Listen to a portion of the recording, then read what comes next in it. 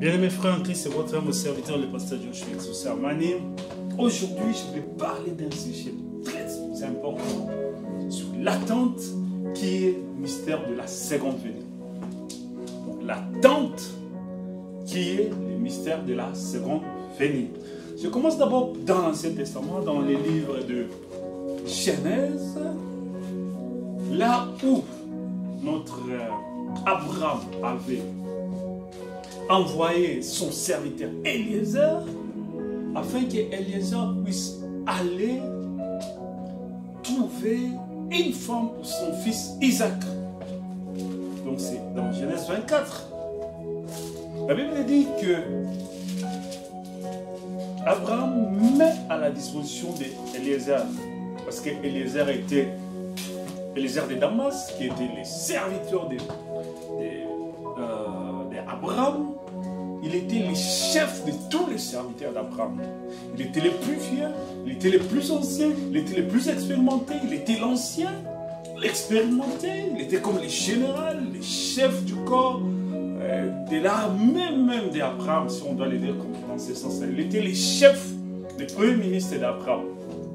Si on doit constituer Abraham comme un gouvernement, c'est-à-dire toute sa maison, parce qu'il avait plus de 400 serviteurs, donc lui, il était celui qui voyait la face d'Abraham.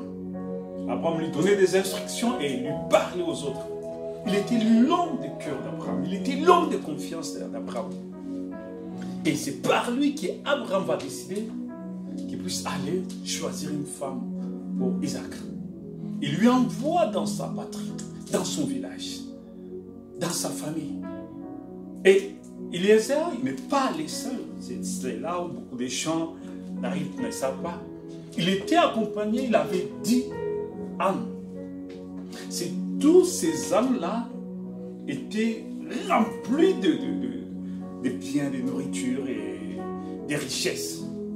Donc quand vous lisez les versets, les versets 10, le serviteur prit 10 chameaux parmi les chameaux de son seigneur et il partit ayant à sa disposition tous les biens de son seigneur. Il s'éleva et alla en Mésopotamie à la ville de Nakor. Donc, il ne pouvait pas aller seul, vous savez, dans ces temps-là, ce n'est pas comme aujourd'hui. Il ne pouvait pas se promener seul, parce qu'il y avait des brigands, il y avait des voleurs, il y avait des assassins, il y avait des criminels.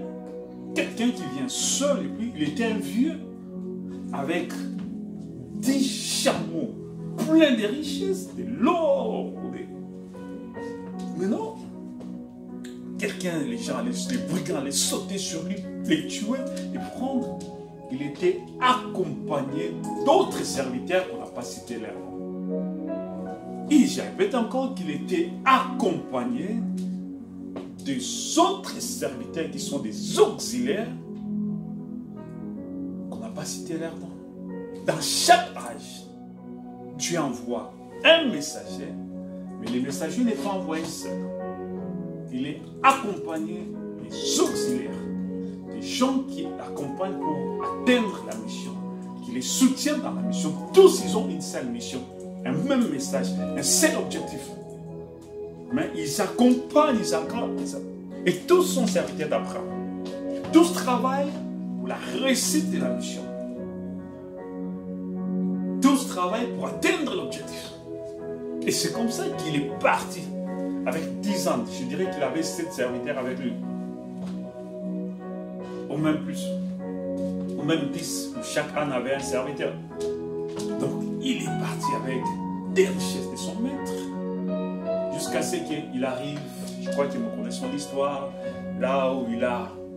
Quand il est arrivé quelque part dans un puits, c'était juste à côté, à quelques mètres du village de la famille d'Abraham. Là où on l'avait envoyé. Chez Nakor, je crois. Donc, il arrive là, il fait une prière. Il dit, Seigneur, parce qu'il ne marchait pas seul, il marchait avec l'ange de l'Éternel.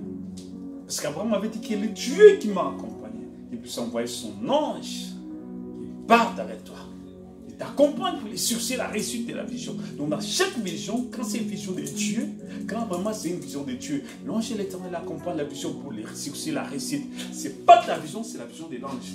Toi, tu veux qu'il a une représentation physique, une matérialisation physique de l'ange. Tu es les représentants de l'ange. La partie physique de l'ange et la partie spirituelle, c'est l'ange de l'Éternel. Donc, il fait une prière, il parle à l'ange qui est à lui. Il dit, Seigneur, que la fille à qui je vais parler, je vais lui demander, qu'il puisse me servir de l'eau. Et que la fille là, vous allez interpréter la parole dans son cœur. Que non seulement qu'il me donne de l'eau, mais qu'il me donne aussi au chameau, soit celle que tu as choisie pour toi. Donc il y a un mystère. Il y a un mystère tellement profond ici. Le mystère, c'est quoi? Le mystère, c'est lui, il détient la partie des mystères. Il révèle les 7 tonnerres. Mais il détient une partie des mystères. Et il veut que la personne qui reçoit les mystères du 7e son puisse aussi avoir l'autre partie. Qu'est-ce que ça veut dire? Que l'ange qui interprète la parole de Dieu au travers de son messager, qui était Eliezer de Damas, c'est celui qui va interpréter les mystères de cet honneur dans le cœur de l'épouse. L'épouse recevra aussi la partie de la révélation. Cette partie-là a été cachée dans le mystère, parce que quand Eliezer reçoit la révélation, il détient une partie de l'information, il libère une partie de l'information. Et là, c'est les aigles qui commencent, qui comprennent. Alors, quand il libère une partie de l'information, l'épouse qui reçoit cette révélation, en soi, elle trouve la partie de cette tonnerre qui a été mystérieuse et cachée. Cette partie-là est interprétée dans le cœur de l'épouse par l'ange de l'Éternel qui a donné la révélation, l'ange d'Apocalypse qui est descendu.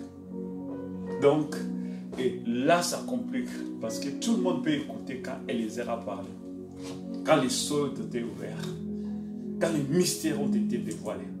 Mais seule l'épouse saisira la partie mystérieuse qui était cachée là-dedans. Et la partie mystérieuse, c'est de nourrir les chameaux, parce que ce sont ces mêmes chameaux qui vont les porter pour dans l'enlèvement. Amen. Ce sont les mêmes chameaux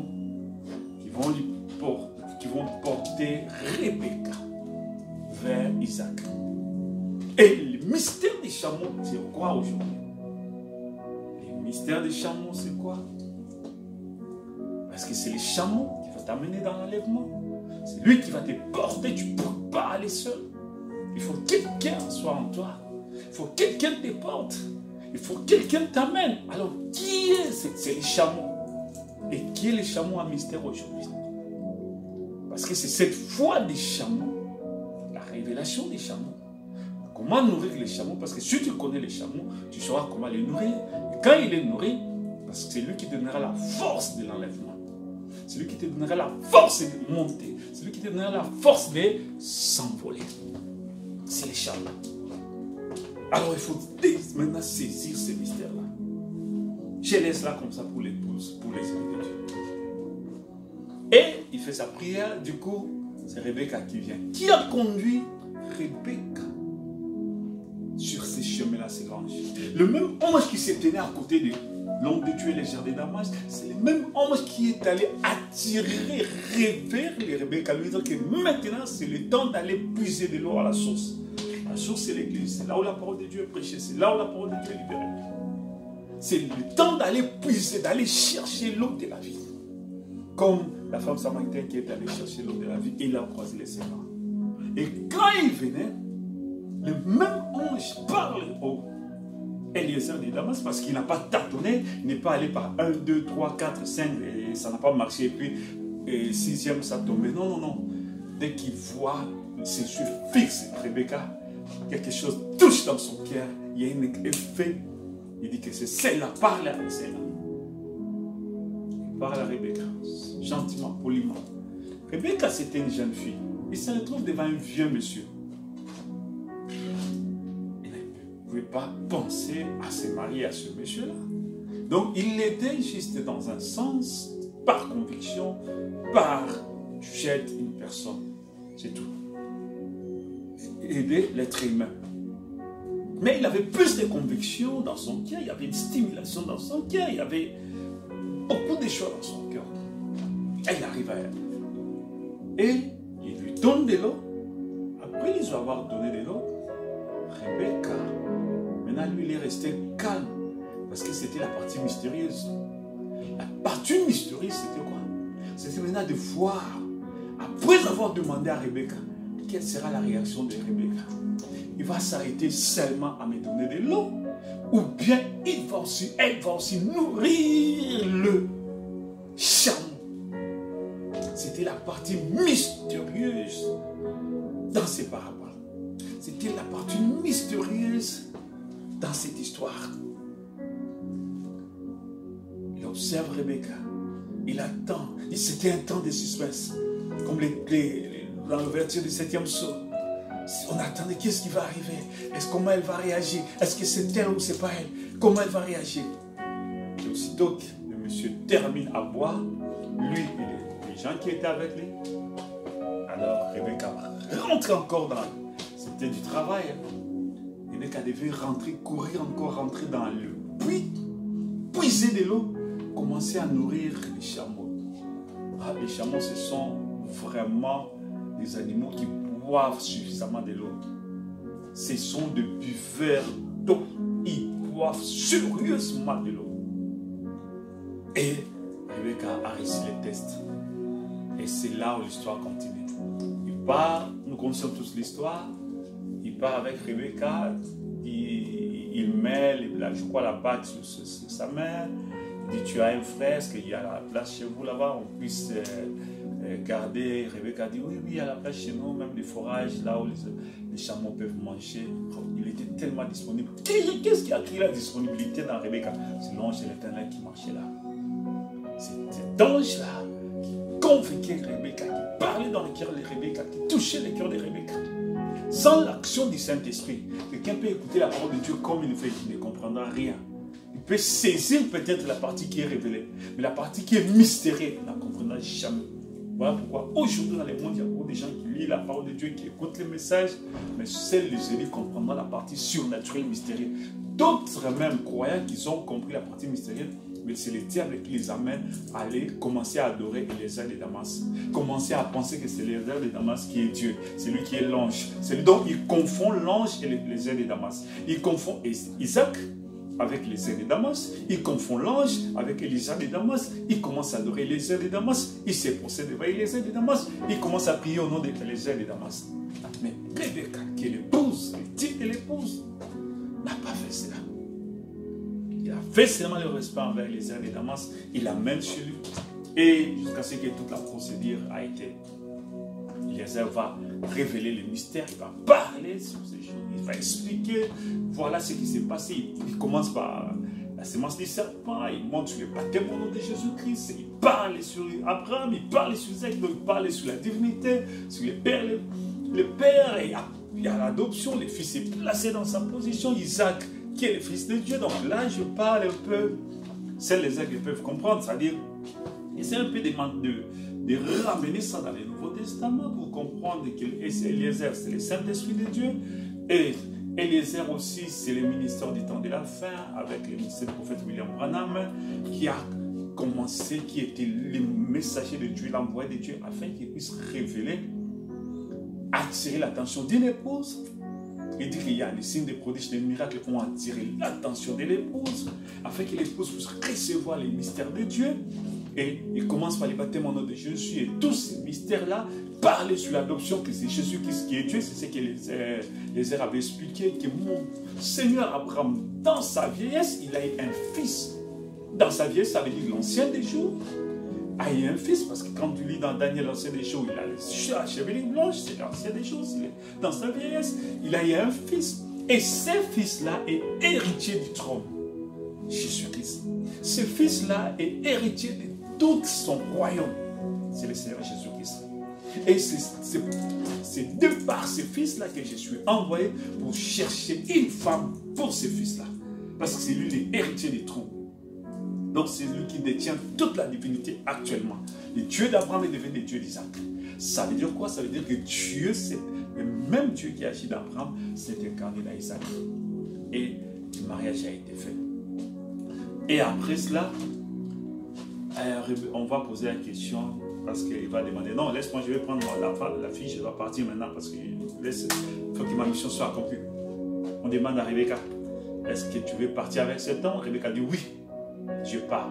C'est en ce moment-là.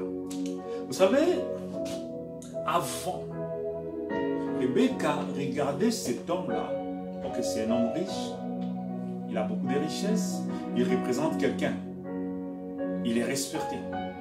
Mais aussitôt que Rebecca avait dit oui, je vais aller avec cet homme-là, Rebecca était placée dans une position supérieure par rapport à Eliezer de Damas. Ça, c'est un mystère que beaucoup de gens ne saisissent pas. Aussitôt que Rebecca a accepté la parole, aussitôt que Rebecca a accepté le message, aussitôt que Rebecca a reçu la bague d'alliance, aussitôt que Rebecca a accepté de devenir la femme d'Isaac,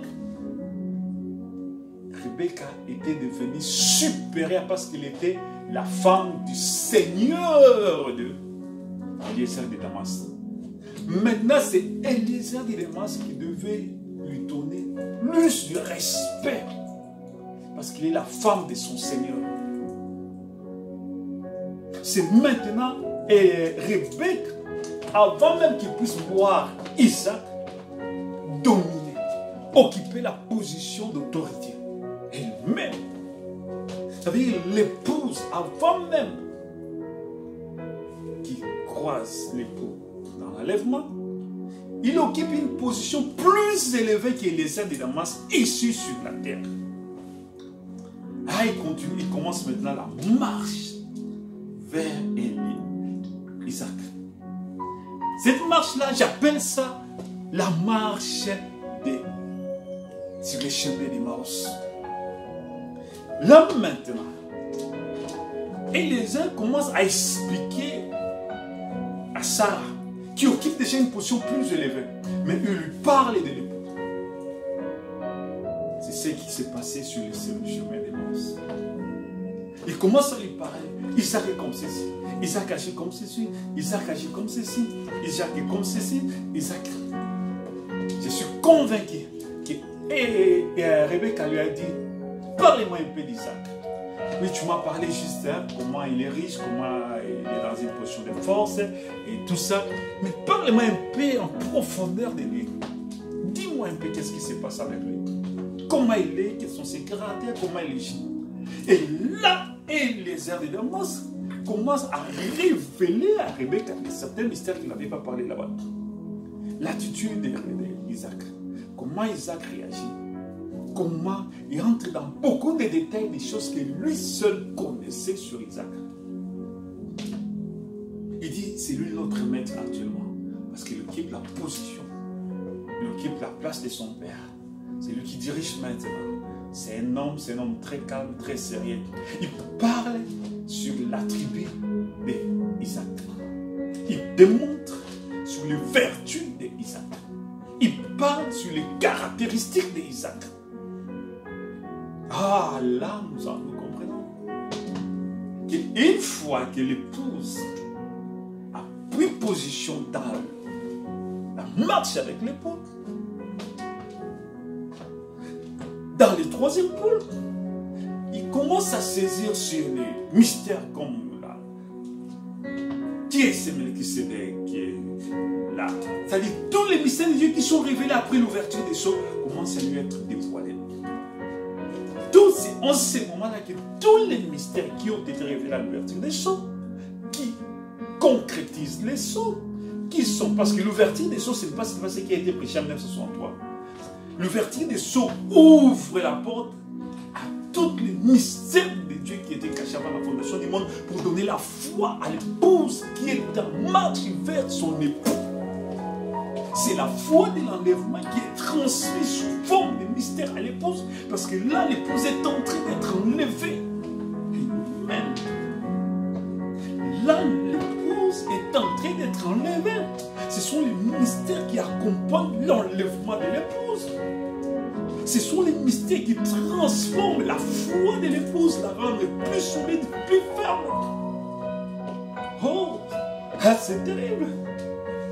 Ah, c'est terrible. Là, la tension d'Isaac, pardon, de Rebecca, devient de plus en plus sérieuse parce qu'il est en train, il est devenu d'abord la femme de quelqu'un qu'il n'a jamais vu. Mais tout son être est déjà acquis pour Isaac. Tout son corps est disponible à Isaac. Tout, c'est-à-dire tout en lui maintenant marche selon la révélation que Eliezer de Damas nous parle sur Isaac. Voilà pourquoi, à distance, dès qu'ils sont arrivés au temps du soir, dans la plaine, ils voient Isaac de l'heure. Rebecca l'a reconnu. Pourquoi Rebecca avait reconnu? Parce qu'il avait eu la révélation d'Isaac durant la marche auprès d'Eliezer de Damas. Et cette révélation identifiait Isaac réellement. Eliezer de Damas, c'était quelqu'un qui connaissait Isaac.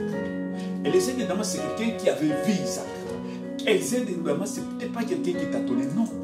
Il parlait de quelqu'un qui l'a connu, quelqu'un qui l'a vu dans beaucoup de visions, qui a vécu avec lui. Mais c'était son Seigneur. Là, ça veut dire que le mystère du septième messager qui est Eliezer de Damas, il parlait de Jésus qu'il avait vu. De Jésus qui était avec lui pendant tous ces temps qu'il parlait. Il tâtonnait pas. Il identifiait exactement l'épouse qui est Jésus-Christ. Comment marcher avec Jésus? Comment? Quelles sont ses caractéristiques? Comment il agit? Et pendant ces temps-là, les autres qui prêchaient, qui ne sont pas les auxiliaires, qui ne sont pas dans la vision d'Eliezer de Damas, qui ne sont pas dans la commission d'Eliezer de Damas. Parce que Frère Branham dit clairement que vous êtes les messagers de ces messages. Ce sont les auxiliaires qui ont marché avec lui, qui sont allés vers Rebecca et qui sont rentrés avec lui. Parce qu'il fallait tout un cortège pour protéger Rebecca. Sinon, les brigands, les voleurs pouvaient venir les prendre et les ramener. Ça se faisait fréquemment pendant cette période-là. Abraham ne pouvait pas risquer d'envoyer Eliezer de Damas seul, un vieux papa seul, non. Il était accompagné des auxiliaires. Et savait aussi qu'aussitôt qu'ils vont venir avec la fille, il faut qu'il y ait des gens pour protéger, pour se défendre. C'était toute une armée. Les auxiliaires étaient toute une armée pour sécuriser, pour sceller la chose. Je l'ai dit comme si je voyais ça. Et je suis certain de ce que j'ai dit. Parce que c'est l'ombre. Ça parle de beaucoup de mystères. On voit les messagers, écrits à l'ange de cette... écrit à l'ange de l'église d'Éphèse. Mais on ne voit pas les auxiliaires qui sont là. C'est comme ça que quand Abraham parlait, les auxiliaires étaient là. Parce que Dieu a donné Éphésiens 4, il a fait les autres comme pasteurs, les autres comme sont des gens, sont des ministères qui accompagnent les messagers dans un âge. Alors, c'est cette identification parfaite, cette révélation que Eliezer a donné à Isaac, à Rebecca, pardon, qui a permis à Rebecca de comprendre, de voir, d'identifier que voici. Il dit, qui est cet homme-là qui vient? Eliezer avait créé déjà cette impulsion dans le cœur de Rebecca, au point que Rebecca pouvait capter. C'est-à-dire, les paroles d'Eliezer transmettaient la nature d'Isaac dans Rebecca. Les paroles d'Eliezer transmettaient un contact spirituel entre Rebecca. Au point que dès qu'ils voient, mais ils ont croisé pas mal de gens dans la route. Mais pourquoi il n'a pas posé cette question? C'était une longue marche. Mais pourquoi il n'a pas posé cette question? Mais pourquoi dès qu'il a seulement vu Isaac, il a dit, qui est cet homme-là? Parce qu'il y a une connexion qui est née de l'enseignement que Eliezer de Damas avait donné. Et puis, la Bible dit, Eliezer va faire les rapports, les comptes rendus. Et pendant ces temps-là, le ministère d'Eliezer était carrément fini. Maintenant, c'est le ministère d'Isaac lui-même qui commence. Pendant ces temps-là, le ministère d'Eliezer de Damas termine là, à l'ouverture des sceaux. Le ministère d'Isaac lui-même commence. il l'amène dans l'attente. Parce que le titre de ma prédication, l'attente, le mystère de sa seconde venue. Il lui amène dans l'attente de sa mère. Dans Genèse chapitre 18. Sur 3 hommes venus, Elohim et 2 anges. Pardon. Ils arrivent chez Abraham. Parlent avec Abraham sous l'arbre. Quand il demande où est Sarah, Abraham dira Sarah est dans la tente. Elohim fait la promesse à Sarah pendant que Sarah était dans la tente. Donc c'est dans cette tente-là qu'il a reçu la promesse d'Isaac. Et c'est dans la même tente qu'Isaac amène Rebecca. Pour la confirmation de la promesse. Pour la continuité de la promesse. Parce que cette promesse-là détenait beaucoup de mystères.